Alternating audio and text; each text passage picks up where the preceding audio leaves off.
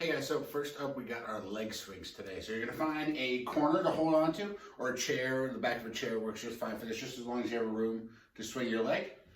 I'm gonna hold it facing the wall. I'm gonna plant my one foot so it's stable in the ground, and I'm gonna slowly start pointing my toe to the opposite wall and then swinging it back, also pointing to the opposite wall. We're gonna make sure we point our toe in the direction that we're going on each one. So it goes a little bit faster.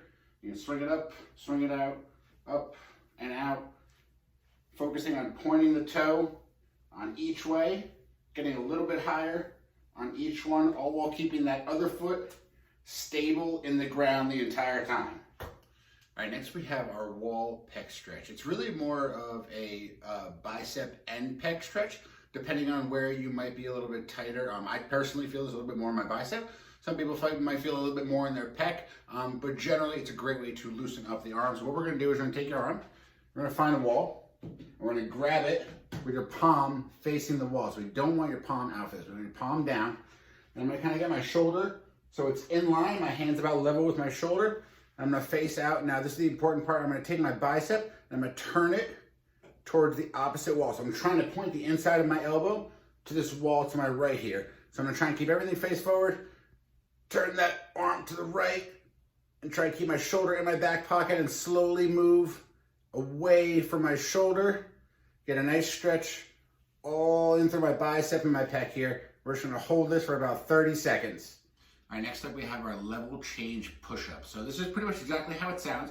We're gonna do push-ups and we're gonna change our level on each one. So basically what that means is you're gonna have two surfaces. I have kettlebells here to change my level. You certainly don't have to do that. You could use stairs, you could use a chair, you could use your couch, bed, basically anything that's just a little bit higher off the ground than the floor or the counter or whatever it is that you're using.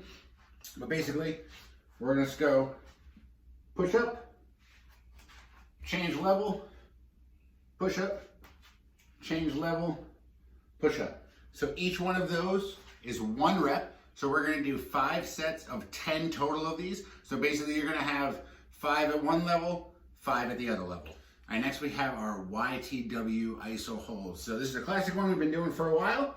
We're gonna get on the floor, stomach on the floor, chin and eyes are about level with my shoulders. I'm gonna start in the Y position first. We're gonna go thumbs up for every movement. We're gonna hold this position here, 20 seconds, then we're gonna move out to our T, hold the position, 20 seconds, thumbs up in the air, then move to our W, hold the position, 20 seconds in the air. We're gonna do 5 sets of 20-second holds on each one of these. All right, next up we have our standard split squat. So this is gonna be a single leg move. We're gonna get 1 foot in front, 1 foot in the back. I'm gonna keep my chest up nice and high. I'm gonna lean forward just a little bit. I'm gonna bring my knee down to the ground. Knee is just about over my toe, maybe a little bit farther, and then back up. We're gonna keep that same movement the whole time. We're gonna do anywhere from 15 to 20 on each leg of these for 3 sets. So now we have our single leg bridge ISO hold. So this is gonna be just 1 rep, but we're gonna hold it for 30 to 60 seconds. So we're gonna get down in our single leg hip bridge. And of course you could do this with your foot on the couch or your back elevated on a bed or something to make it a little bit harder. On the floor is a little bit easier, a little less range of motion. But basically we're gonna start palms up in the air, pack your shoulders down, plant your foot, 1 foot up in the air. We're gonna squeeze that butt. We're gonna hold it right here, 30 to 60 seconds. I'm gonna keep my butt squeezed up the whole time. I'm not gonna let my hips drop at all. I'm gonna keep it right here, chin tucked, eyes forward the whole time. Hold it for about 30, 60 seconds. Relax. All right, next we have our plank pike up. So for this one, you're gonna need 2 paper plates, or basically anything that's gonna slide on carpet. If you have like mover sliders or something like that, works just fine. But we're gonna start off in our push-up plank position with your feet on these plates. So I'm gonna put my feet in the plates,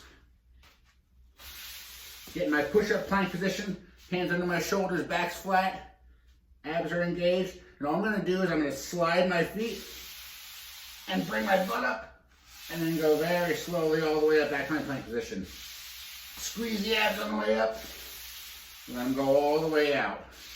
And bring that butt up to the ceiling, very controlled all the way out. All right, now we have our starfish plank. So this is a regular plank, except now we're gonna try and spread yourself out as low as you can without falling on the floor. So my hands are out to the side, feet out to the side. I'm gonna kind of spread out until it gets really hard right about here. I'm going to hold this position without letting myself slide. We're going to hold that position anywhere from 15 to 30 seconds for 3 sets.